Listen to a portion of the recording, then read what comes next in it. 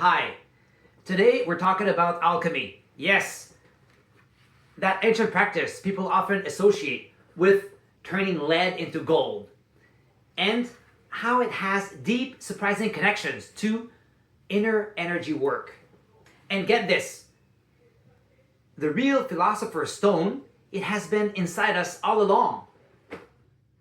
First, here's a brief historical overview. Alchemy has been around for thousands of years, popping in ancient Egypt, China, India, and later in the Islamic world and Europe. Alchemy mixed science, philosophy, and spirituality. It was an early attempt to understand the universe and our place in it.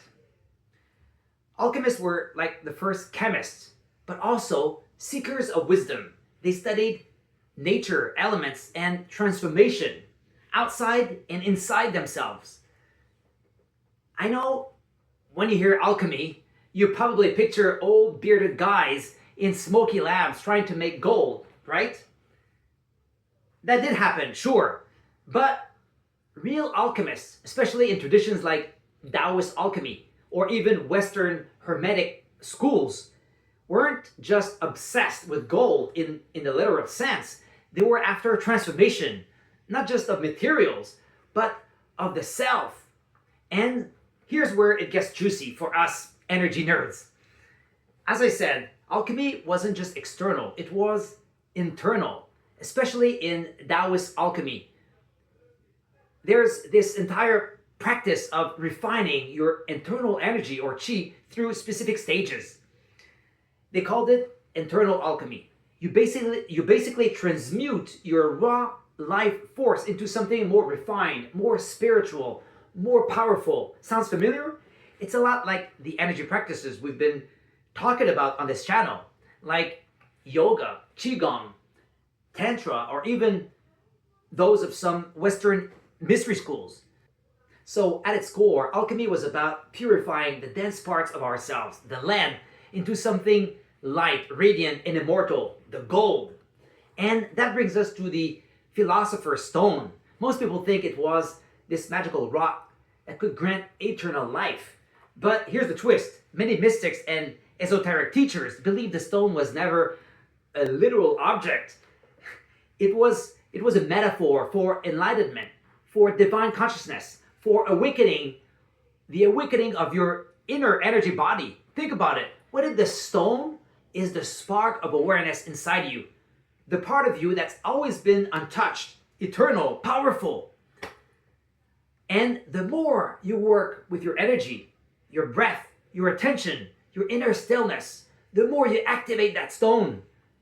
You refine your being. You transform your inner lead, like fear, ego, and attachment, into gold, presence, vitality, love. In fact, many old alchemical symbols like the union of opposites or purification through fire make perfect sense in energy work. Yin and yang merging, the fire of attention burning through blockages. And the crucible, it's you, your body, and nervous system holding the tension until transformation happens. So why should we care today? Because energy work isn't just about relaxing or feeling good. It's about transformation. Alchemy reminds us that the goal isn't outside of us. The gold isn't in a mine. The stone isn't in a vault. It's in our consciousness. It's who we become when we do the inner work. So next time you're meditating, doing breath work, or simply tuning into your inner body, remember, you are doing alchemy. You're turning your human experience into something divine. All right, my friends, that's it for today. If this resonated with you, please leave a comment with your thoughts on alchemy in the comments below. Thanks for watching, and see you soon.